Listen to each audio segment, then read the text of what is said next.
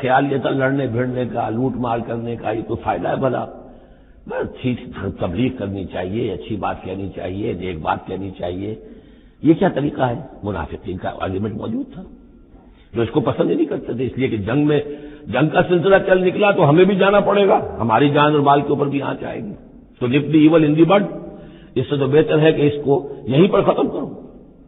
اس اعتبار سے ویسے بھی کچھ انسانی فطرت ایسی ہوتی ہے، کچھ نیک سرش لوگ بھی ہوتے ہیں کہ آخر اس سے کیا فائدہ نکلے گا، ابھی کو خاص جو ہے قریش کی طرف سے تو اقدام ہوا نہیں تھا، ہم آگے بڑھ کر جو ہے یہ جو بات اقدام کر رہے ہیں تو آخر اس کا فائدہ کیا ہے؟ اس قسم کی باتیں اس وقت کہی گئیں۔ ان فریقا من المؤمنین لکارہون، اب یہ مومنین ان میں سے اہل نفاق بھی ہو سکتے ہیں اور سادہ لوگ اور نیک دل جو مسلمان ہیں وہ بھی ہو سکتے ہیں۔ یجادلونک فی الحق بعد ما تبین کانما یساقون الی الموت وهم ينظرون، اور وہ جھگڑ رہے تھے آپ سے حق کے معاملے میں جبکہ بات ان پر بالکل واضح ہو چکی تھی۔ یہ دوسری آیت میرے نزدیک جو دوسری مشاورت ہوئی ہے مقام صفرا پر، اس سے متعلق ہے۔ وہ یہ کہ وہاں سے جب مکے سے آپ چلے ہیں تو اس وقت تک کسی لشکر وغیرہ کی کوئی اطلاع نہ آپ کو تھی اور نہ اس کا کوئی گمان تھا، وہ تو ایسے ہی تھا جیسے پہلے 8 مرتبہ جو ہے وہ جو ایکسکرشنز جو ہوئی تھیں، جس طریقے کی مہمات بھیجی گئی تھی، یہ اسی طرح کی ایک مہم ہے۔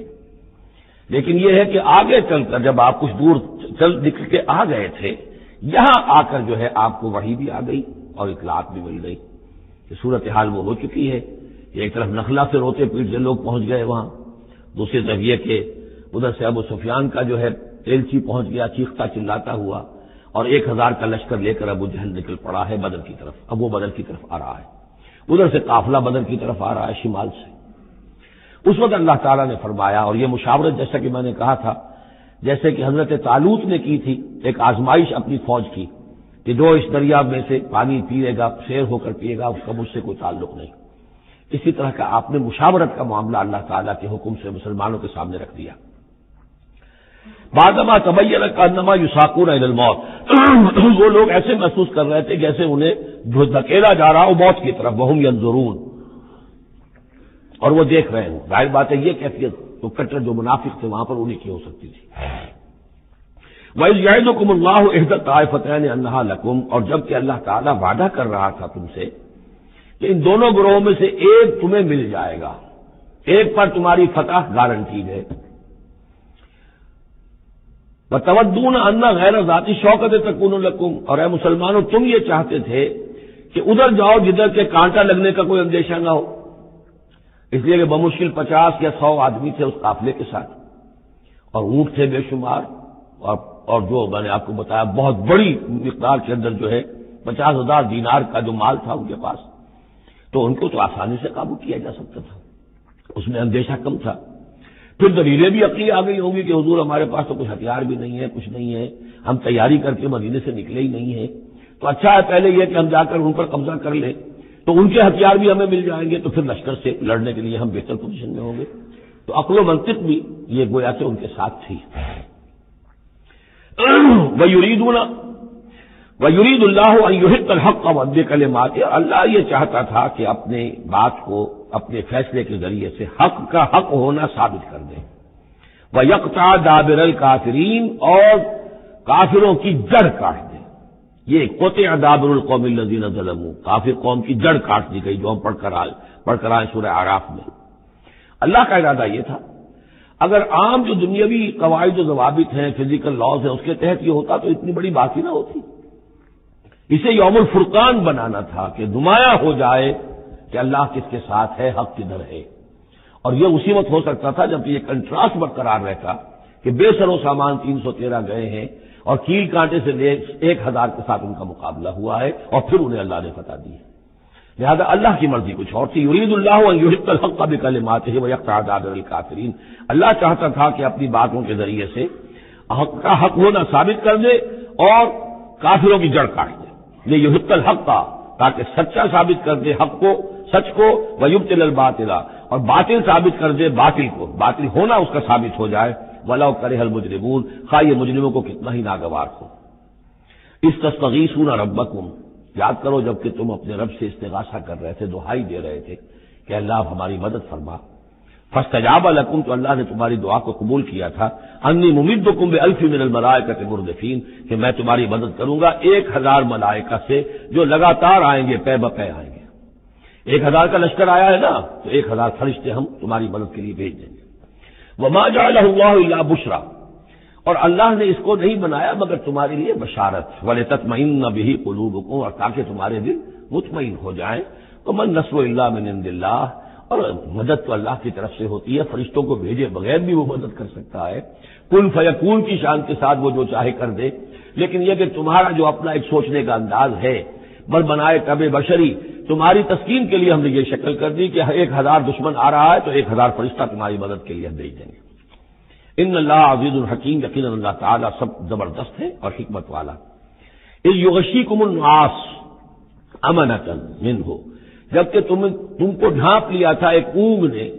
جو امن کی اور تسکین کا ذریعہ بن گیا اللہ کی طرف سے۔ یہ 2 معجزے ہوئے ہیں خاص اس وقت، معجزے اس معنی میں کہ عام حالات میں یہ چیزیں نہیں ہوتی، لیکن اس میں کوئی خرق عادت نہیں ہے۔ معجزہ اس معنی میں نہیں ہے کہ اس کو چیلنج کر کے حضور نے دکھایا ہو، اس معنی میں نہیں، بس یہ کہ غیر معمولی اللہ کی نصرت کی شکلیں ہیں۔ ایک تو یہ کہ حالانکہ معاملہ بڑا یعنی سخت تھا، لیکن رات کو جا کے پڑاؤ پر مسلمان سوئے اطمینان سے، بڑی عمدگی سے نیند آئی، دل میں وہ دغدغہ نہیں تھا، اللہ پر اطمینان تھا، اللہ کے لیے نکلے تھے، لہذا ان کو وہ بے چینی اور تشویش اور کل کیا ہو جائے گا، رہیں گے کہ نہیں رہیں گے، زندگی ہوگی موت، کچھ نہیں، نیند آئی، انہیں اطمینان سے سوئے، صبح کو اٹھے تو وہ گویا کہ چاقو چوبند تھے۔ نمبر 2 یہ ينزل علیکم من السماء ماء، اور جب کہ اتارا اس نے تم پر آسمان سے پانی، بارش ہو گئی، اس سے یہ ہوا لیطہرکم، تاکہ تمہیں پاک کرے، جنہیں غسل کی حاجت تھی غسل کر لیا، وَیُذْهِبَ عَنکم الرجز الشیطان، اور دور کر دے تم سے شیطان کی نجاست کو، وَلِیَرْبِطَ عَلَىٰ قُلُوبِکُم، اور یہ کہ تاکہ تمہارے دلوں کے اندر بھی، بارش کے بعد جو فضا ہوتی ہے اس سے طبیعت کے اندر بھی ایک اطمینان اور سکون پیدا ہوتا ہے، ورنہ واقعہ یہ ہے کہ جہاں پر آ کر قریش پہلے ڈیرا ڈال چکے تھے، پانی پر ان کا قبضہ تھا، اب یہاں پانی نہیں تھا، بارش ہوئی تو وہ نشیبی جگہ میں انہوں نے ایک اپنا حوض بھی جمع کر لیا، پانی بھی جو ہے وہ ان کے پاس فراہم ہو گیا۔ وَيُثَبِّتَ بِهِ الْأَقْدَامَ، اور پانی جب برسا تو مٹی دب گئی، مٹی کے جمنے کی وجہ سے پاؤں بھی دب گئے، وہ جگہ جو تھی وہاں پر جو ہے اہل ایمان جو مجاہدین تھے ان کے پاؤں قدم جمنے کی صورت پیدا ہو گئی۔ اذ یوحی ربک الی الملائکۃ، اور جب یاد کرو، گمان کرو، تصور کرو، جبکہ آپ کا رب وہی کر رہا تھا فرشتوں کو، انی معکم، وہ جو 1000 فرشتہ اللہ نے بھیجا، انی معکم، میں تمہارے ساتھ ہوں، فثبتوا الذین آمنوا، تو جاؤ اور اہل ایمان کے قدموں کو جما دو، اہل ایمان کے دلوں کو جما دو۔ سألقی فی قلوب الذین کفروا الرعب، عن قریب میں ان کافروں کے دلوں میں رعب ڈال دوں گا، ان پر دہشت طاری ہو جائے گی۔ فاضربوا فوق الاعناق، پھر مارنا ان کی گردنوں کے اوپر جیسے چاہے، واضربوا منہم کل بنان، اور مارنا ان کی ایک ایک پور پر، یعنی یہ کہ جب کسی شخص پر کوئی شخص دہشت زدہ ہو جائے تو اس کے اندر قوت مدافعت نہیں رہتی، پھر گویا کہ وہ جو بھی حملہ آور ہے اس کے رحم و کرم پر ہے، جدھر سے چاہے چوٹ لگائے، جدھر سے چاہے مارے۔ ذالک بانہم شاقوا اللہ ورسولہ، اور یہ سزا ان کو اس لیے دی جائے گی کہ انہوں نے مخالفت کی، زدہ کی، دشمنی کی اللہ کی اور اس کے رسول کی۔ ومن یشاقق اللہ ورسولہ فإن اللہ شدید العقاب، اور جو اللہ اور اس کے رسول کا دشمن ہو جائے اور اس سے زدہ کرے تو اللہ تعالیٰ بھی سزا دینے میں بہت سخت ہے۔ ذالکم فذوقوہ، دیکھو اب یہ قریش سے خطاب ہے، ذالکم فذوقوہ، دیکھو یہ آگے پہلی قسط وصول کرو، چکھ لو اس کو، وان للکافرین عذاب النار، اور ابھی جو تمہارے یہ کھینچ رہے ہیں ان کی سزا یہی ختم نہیں ہو گئی ہے، ان کے لیے جہنم کا عذاب ہے۔ یا ایھا الذین آمنوا اذا لقیتم الذین کفروا زحفا، اہل ایمان جب تمہارا مقابلہ ہو جائے کافروں سے میدان جنگ میں، یہ زحف کہتے ہیں جبکہ باقاعدہ 2 لشکر ایک دوسرے کے سامنے مد مقابل بن کر آئیں، ایک چھاپا مار جنگ ہوتی ہے، جیسے کہ 8 جو پہلی اس سے مہمیں تھیں وہ جنگ کی شکل نہیں تھی بلکہ وہ مہمیں تھی چھاپا مار، لیکن اب یہ پہلی مرتبہ جنگ ہوئی ہے، لہذا اس کے حوالے سے بات ہو رہی ہے۔ یا ایھا الذین آمنوا اذا لقیتم الذین کفروا زحفا فلا تولوہم الادبار، تو تم ان کو پیٹھ مت دکھاؤ، پیٹھ مت موڑو، مطلب یہ کہ کھڑے رہو، ڈٹے رہو، مقابلہ کرو، جان چلی جائے لیکن یہ کہ پیچھے قدم نہ ہٹے۔ ومن یولہم یومئذ دبرہ، اور جو کوئی بھی اس روز اپنی پیٹھ دکھا دے گا یعنی میدان جنگ سے بھاگے گا، 2 استثناءات کے ساتھ، الا متحرفا لقتال، سوائے اس کے کہ یا تو وہ کوئی داؤ لگا رہا ہو جنگ کے لیے، جیسے دو آدمی بھی جنگ کرتے ہیں اور تلوار اور اس کے ساتھ، تو کوئی ذرا ادھر ہٹتا ہے، پیچھے کو ہٹتا ہے، وہ بھاگنا نہیں ہوتا، بلکہ وہ تو در حقیقت ایک ٹیکٹیکل موو ہے، وہ تو ایک اپنے داؤ کے لیے ذرا پیچھے ہٹنا، اب اس وقت میسرا کو پیچھے کر لیا جائے اور جو میمنہ ہے اسے آگے بڑھایا جائے، یہ بات اور ہے۔ اور متحیزا الی فئۃ، یا یہ کہ کوئی اور جمعیت ہے جس کی طرف جا کر ملنا ہے اور اس کے لیے ریٹریٹ ہو رہی ہے، تو آرڈرلی ریٹریٹ یہ ایک علیحدہ شے ہو جائے گی، اور ٹیکٹیکل موو یہ علیحدہ شے ہو جائے گی۔ تو آرڈرلی ریٹریٹ اور ٹیکٹیکل موو، ان دو کے سوا اگر کوئی بھگدڑ کے اندر کوئی جان بچا کر بھاگا، فقد باء بغضب من اللہ، تو اس نے تو اللہ کا غضب جو ہے وہ کما لیا۔ ومأواہ جہنم، اس کا ٹھکانہ جہنم ہوگا، وبئس المصیر، اور وہ بہت ہی برا ٹھکانہ ہے۔ اب یہاں وہ بات آ گئی، فلم تقتلوہم، اے مسلمانوں تم نے انہیں قتل نہیں کیا، ولکن اللہ قتلہم، اللہ نے انہیں قتل کیا۔